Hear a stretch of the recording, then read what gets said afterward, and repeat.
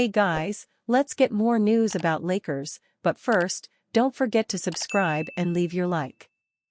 Three-team trade pitch would send D'Angelo Russell to the Hornets. The Los Angeles Lakers offseason has been quiet, outside of drafting Dalton Knecht and Bronny James. A trade involving D'Angelo Russell remains their best avenue to upgrading the roster ahead of the 2024-2025 season. Eric Pincus of Bleacher Report proposed they do just that, sending Russell to the Charlotte Hornets in a three-team trade.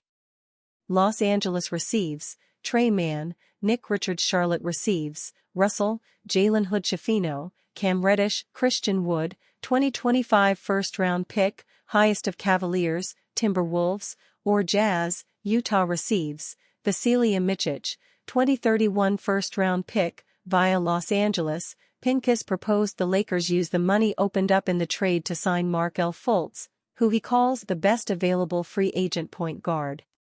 Fultz is coming off of his 7th NBA campaign, and 5th with the Orlando Magic.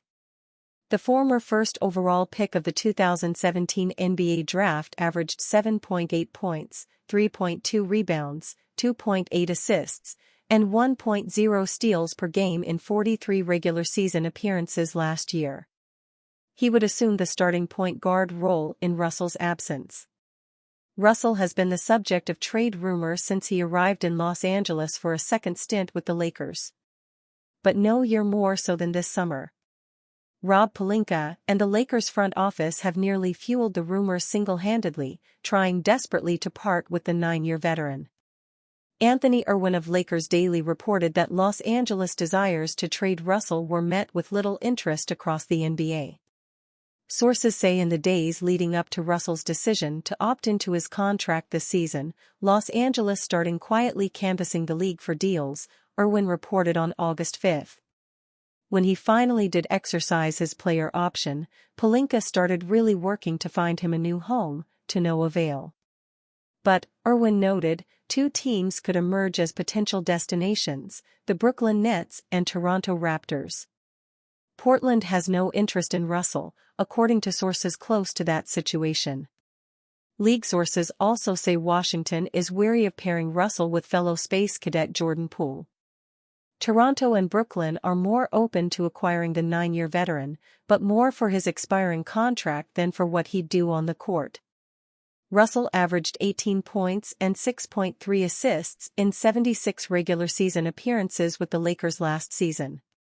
But his production tailed off for a second consecutive postseason. He averaged just 14.2 points on 38/32/50 shooting splits in Los Angeles' first-round loss to the Denver Nuggets. For as much as there is to be said about Russell, and whether or not he moves the needle, his shooting touch cannot be denied. According to StatHead, Russell was top 25 among the entire NBA in true shooting percentage, of players who took 1,000 or more shots last season. And of all 26 players who attempted 500 or more three-point field goals, Russell ranked second in shooting percentage. For the Lakers to replace that kind of shooting volume with Fultz, who's made 79 three-pointers in 7 career seasons, would hurt a Los Angeles offense that finished 24th in three-point makes last year. But the 26-year-old guard is a better defender, and within a few feet of the basket, a more versatile scorer. Fultz could end up manning point guard by committee next to Austin Reeves in a starting backcourt. It's not a blockbuster splash, and the results could be varying. But if the Lakers are trying to avoid running it back, they'd find some additional roster depth in Pincus's proposal. LeBron James provides 2024 Team USA its nickname after winning Olympic gold medal.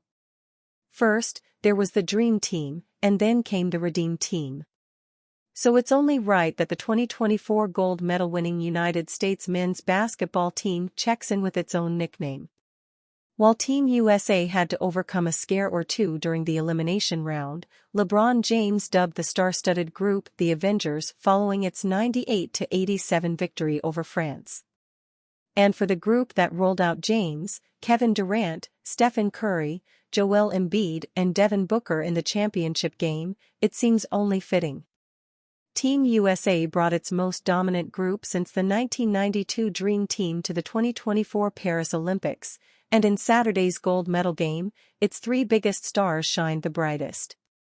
Stephen Curry's red-hot play in the semi-finals comeback against Serbia carried over to the final, when he caught fire down the stretch in the fourth quarter to help the Americans pull away from France.